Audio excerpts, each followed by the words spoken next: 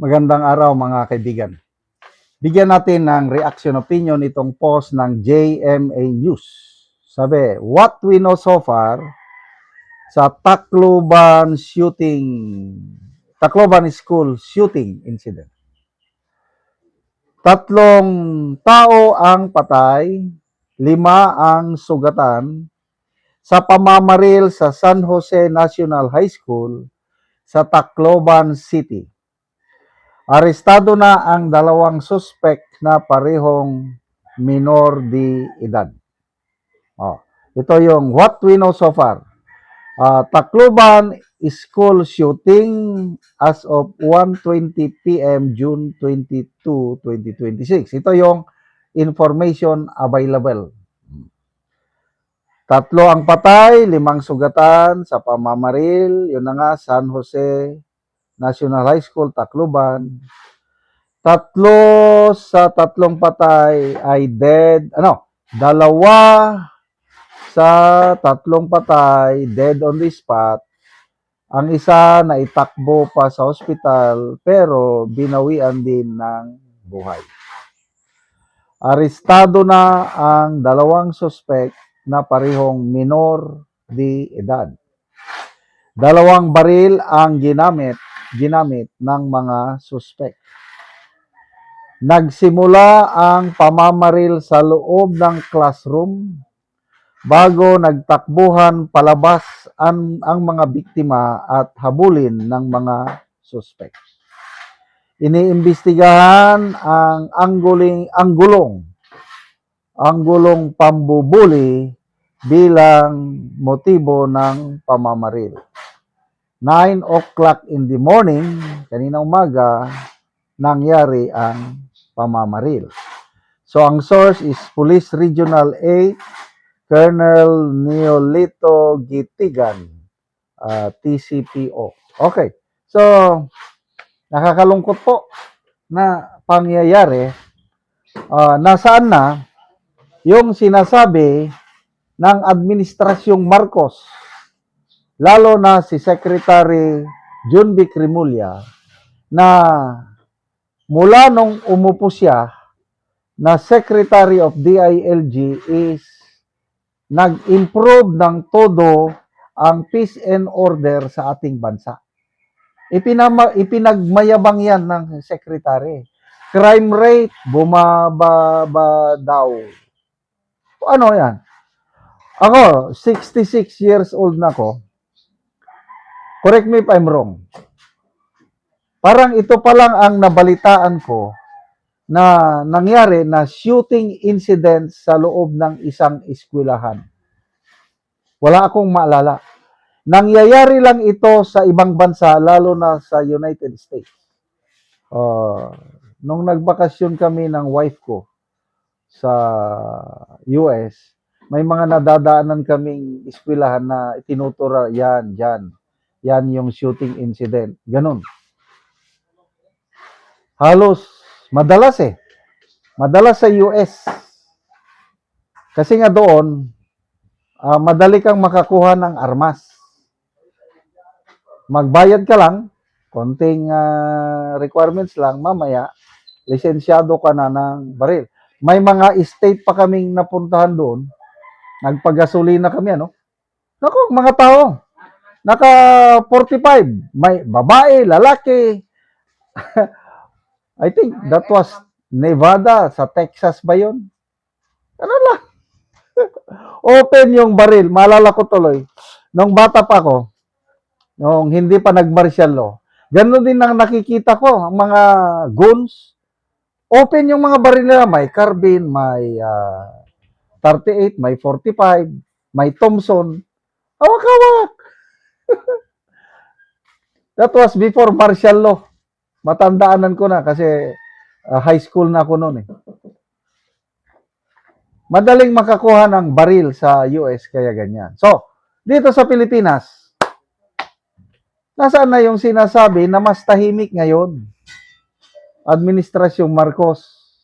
Ulitin ko, ito lang ang alam ko, nabalitaan ko na shooting incident at yan na nga, 3 ang patay.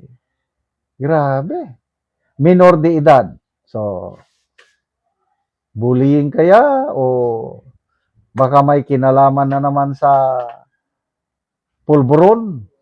Kasi nga, yung mga bagay na ito, gagawin lang ng mga tao na hindi na matino ang pag-iisip. Baka connected ito sa paggamit ng pulburon. So, nakakalungkot. Imaginin mo yung ikaw ang magulang, yung tatlong nasawi pinadala mo ang anak mo sa eskwelahan, tapos doon pala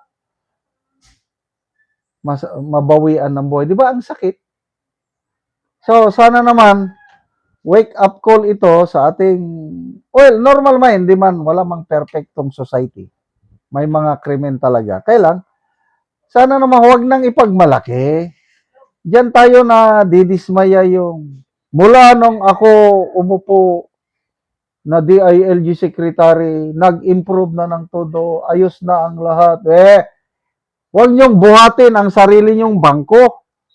Hintayin niyo ang taong bayan na magsabi, magpasalamat sa Marcos Jr. Administration, sa DILG, dahil nga sa napakagandang peace and order situation sa ating bansa.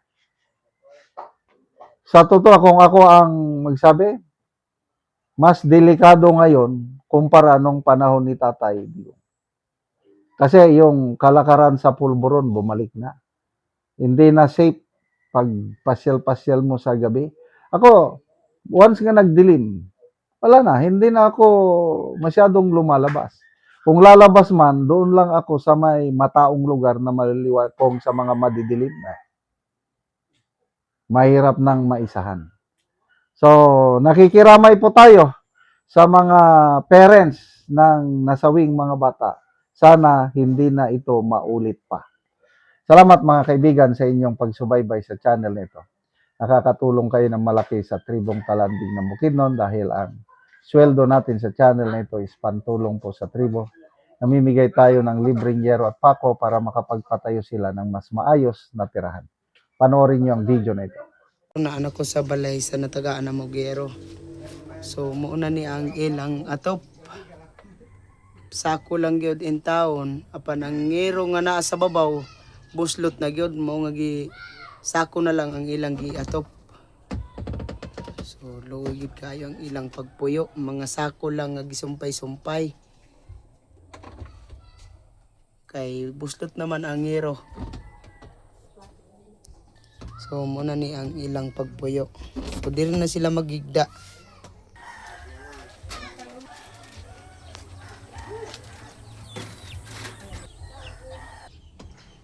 O karon te pila na ni katuig ang inyong balay nga sako lang gyud in taon ang gipang butang kay ang inyong ngero buslot na. Lima na gid mi diri ka kuan tuig sa kuan mo ang payag nga.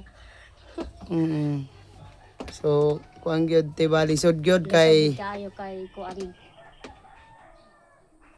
Ang gid ni tanan sa sako na lang gid ang among gi kuan tapa. sako na lang ang inyong gitapa kay tulo na gyud tanan. Oo, so ang inyong atop nga yero te pila na nga katuig? Lima na ka tuig. 5 na katuig, so mga buslot na tanan. Oo. Ang abuhan manggani namo di na namo gakakuanan kay tulog na jud. Bisan ang inyong abuhan. So kung example tay magulan nga gabi asa man mo magigda diri lang gyapon sa inyong sala gyapon. O diri aram.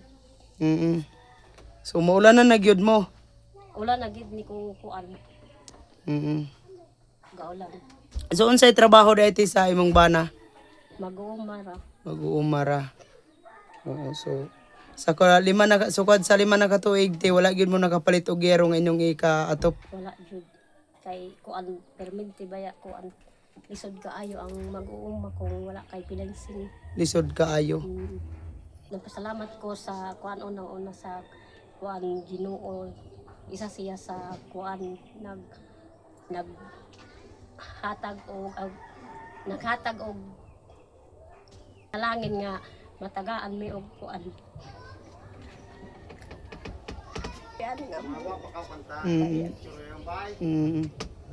Lagi te. Salamat po sa nag-sponsor.